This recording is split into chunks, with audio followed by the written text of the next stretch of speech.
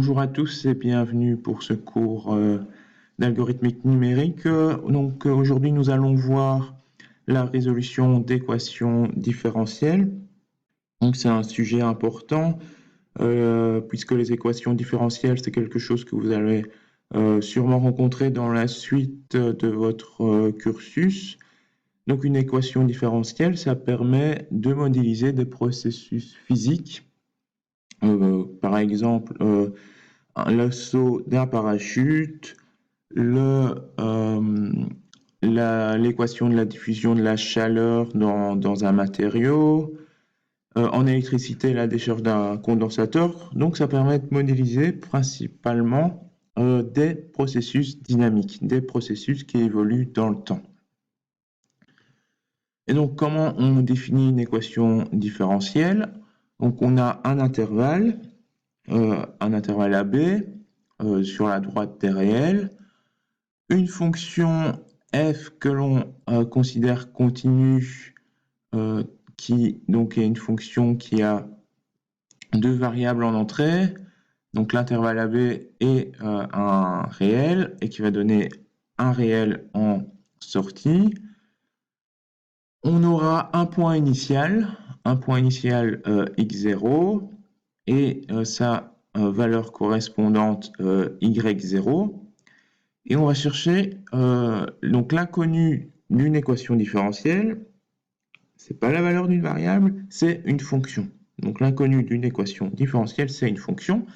Ici, ça va être la fonction que l'on va appeler la fonction z, qui est une fonction à une variable de AB et qui rend une seule valeur de sortie dans R, continue et dérivable, telle qu'on connaît sa dérivée, donc z' de x, ça va être une fonction de x et de z de x. Donc on connaît sa dérivée z' de x qui est une fonction de x et de z de x sur l'intervalle AB.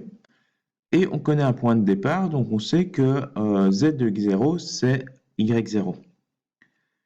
Le problème, c'est que l'on ne connaît pas la fonction z de x. On connaît l'expression de la dérivée z' de x en fonction de x et de z de x, mais on ne connaît pas la fonction z de x. Donc, ce n'est pas un problème qui est facile à résoudre analytiquement.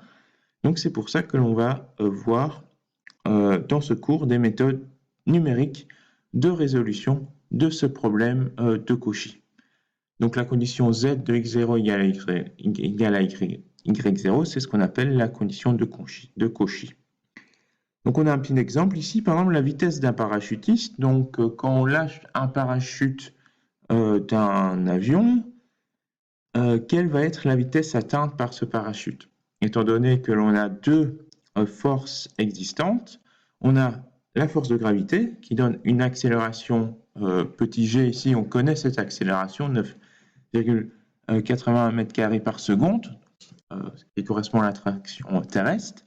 Donc on connaît, mais cette accélération va être limitée par les forces de frottement, d'autant plus si l'on ouvre donc les forces de frottement de l'air, d'autant plus qu'ils sont de plus en plus, ces forces sont de plus en plus élevées si on ouvre le parachute. Donc on a l'accélération, donc v' de t, ça va être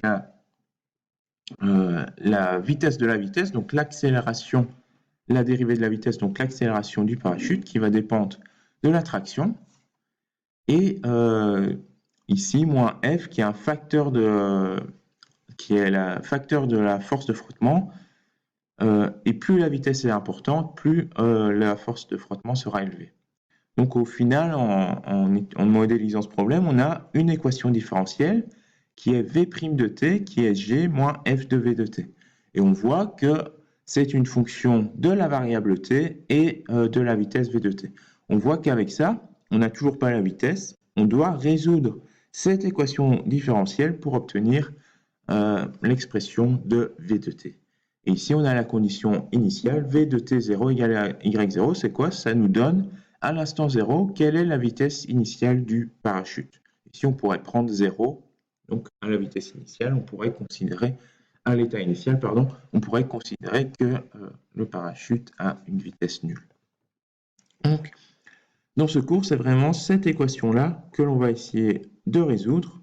Donc, ce qui est important de retenir, c'est qu'on cherche à trouver une fonction. La fonction z de x, c'est l'inconnu de notre équation différentielle. Est-ce qu'il va toujours exister une solution? Donc pour ça, on a besoin de définir ce que c'est une fonction lipschitzienne. Donc une fonction lipschitzienne, ici on va la définir pour une fonction à deux variables, donc une fonction avec les variables x et y et qui renvoie une seule valeur dans R, qui est la valeur donnée par la fonction f pour les variables x et y.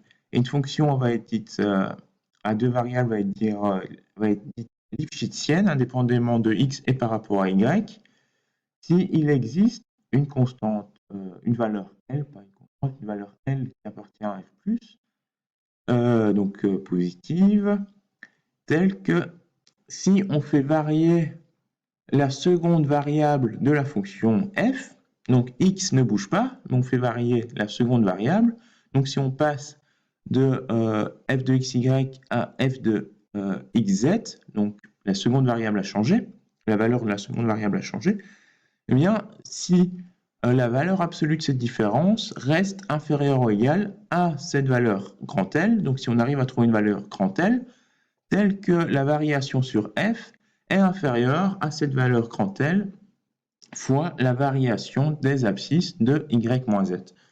Autrement dit, c'est équivalent à se dire, est-ce que cette fonction-là n'évolue pas trop vite? Est-ce que la dérivée de cette fonction f est bornée? C'est équivalent. Donc, est-ce que cette fonction-là n'évolue pas trop vite? Est-ce que cette fonction f a une dérivée bornée? Et si f de x est continu, et si f de xy est continu, et si f de xy est lipschitzienne, indépendamment de x par rapport à y, et si x0, y0, donc notre point initial, est tel que x0 appartient à l'intervalle AB et y0 est un réel, alors l'équation z' de x égale à f de x, z de x, avec les conditions initiales z de x0 égale à y0, va admettre une solution unique sur AB. Donc ça, c'est intéressant comme résultat, puisqu'on arrive donc à résoudre ces équations-là, et on a un théorème qui nous donne les conditions pour que l'on trouve une solution unique. Un exemple ici. Donc ici, on a notre fonction z de x en bleu, mais c'est notre inconnu. C'est l'inconnu. Comment l'obtenir? Pour l'obtenir, on a cette équation-là. On sait que la dérivée de z de x, c'est 0,1 fois x fois z de x. Donc on n'a pas z de x, mais on a l'expression de sa dérivée en fonction de x et en fonction de z de x. Donc ça, c'est notre fonction de x et de z de x. Et on a une condition initiale. On connaît une seule valeur de notre fonction z, c'est z en 0, c'est 1. Donc on voit bien ici, on voit bien qu'en 0, on a bien 1. Et ce qu'on peut faire, puisque on a une expression de la dérivée de la fonction, c'est aller voir plus loin ce qui se passe en utilisant cette dérivée. Ici, on va regarder pour l'intervalle positif. On va prendre a qui vaut 0 et b 5. Donc, on va aller dans la direction vers la droite. On va aller vers la droite.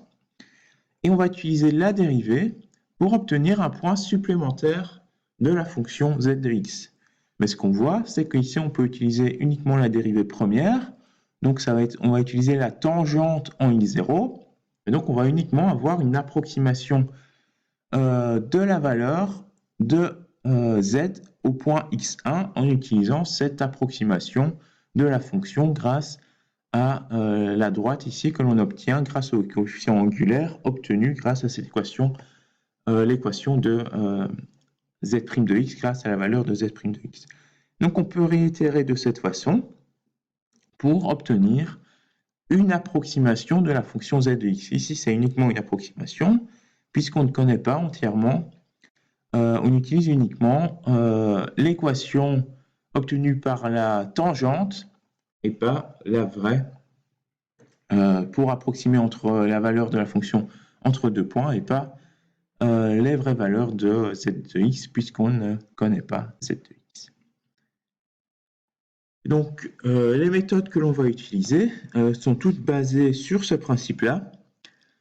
On connaît z de x0 et z' en x0. Donc, on va choisir un pas h et donc on va essayer d'obtenir grâce à ça une approximation de z en x0 plus ce pas h. Grâce à la formule de l'équation de la droite, ici, qui passe par z de x0, z de x0, et qui utilise la dérivée en z' de x0, qui est connue. Donc on a z en x0 plus h, c'est à peu près z de x0 plus notre coefficient, plus notre pas fois notre coefficient angulaire obtenu par z' de x0. Donc z de x0, il est connu, c'est y0 plus h fois, et comment on obtient z' de x0? Ben, c'est ce qui est donné dans notre équation de départ, c'est notre f xzx. On remplace ici x par x0 et on obtient donc fois f de x0 z x0. Donc ça fait une première approximation pour obtenir z en x0 plus h, et puis on peut recommencer. On pose que x1 vaut x0 plus h, y1 c'est la valeur que l'on obtient, et on peut réitérer ce processus-là. Donc c'est pour ça que l'on obtient cette approximation, et on voit que plus le pas sera petit, plus l'approximation sera bonne. Donc ici on a un pas de 1, puis ici avec un pas de 0,5, on voit qu'on se rapproche de la fonction inconnue en bleu, un pas de 0,3, et enfin un pas de 0,1, où là c'est presque parfait. Et on voit aussi que plus on est proche de notre point initial, plus c'est bon, plus on s'en éloigne, moins c'est bon, puisque à chaque fois on s'éloigne de notre point initial, c'est le point qui était connu, et donc l'approximation que l'on fait augmente. Et ici, finalement, avec un pas de 0,05, on est vraiment très très proche. Donc attention, dans cet algorithme, on fait deux approximations. D'abord, on approche z par son développement limité à l'ordre 1. On utilise uniquement la dérivée première. Et deuxièmement, comme on ne connaît pas exactement z' de xk, puisqu'on ne connaît pas z de xk, on fait une deuxième approximation. Donc z de xk, il est uniquement connu pour le premier point, puisque z de x0 est donné, c'est les conditions initiales de notre problème. Donc pour le premier point initial, c'est bon, on a bien z de xk, mais pour le deuxième, z de xk n'est pas connu, puisqu'on l'aura obtenu grâce à cette approximation. Et ainsi de suite. Et donc, à chaque étape, on fait deux approximations, et ces approximations peuvent en plus créer d'autres approximations, puisqu'on utilise les résultats précédents pour obtenir les résultats futurs. Ici, on peut se permettre cette approximation, puisque la dérivée z' de x est bornée, puisque la fonction f de xy est lipschitzienne par rapport à y et indépendamment de x. Est-ce que c'est toujours valide d'utiliser ces deux approximations? Mais ça va dépendre de la fonction z de x. Cela dépend aussi de ce qui est donné comme fonction f de xy. Ici, on a un contre-exemple où on voit que ça ne va pas marcher,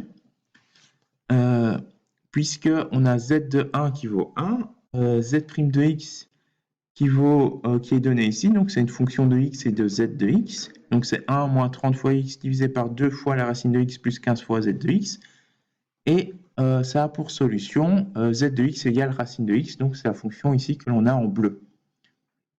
Et on voit ici que ça ne marche pas du tout. Ça ne marche pas du tout. Au fur et à mesure, on s'éloigne complètement de la fonction en bleu. Donc l'erreur s'accumule, elle s'accumule tellement que on a pratiquement une exponentielle pour la fonction en rouge, alors que on aurait dû obtenir quelque chose proche de racine de x. Donc on va voir juste après pourquoi on a cette erreur gigantesque en appliquant cette méthode pour cette équation différentielle.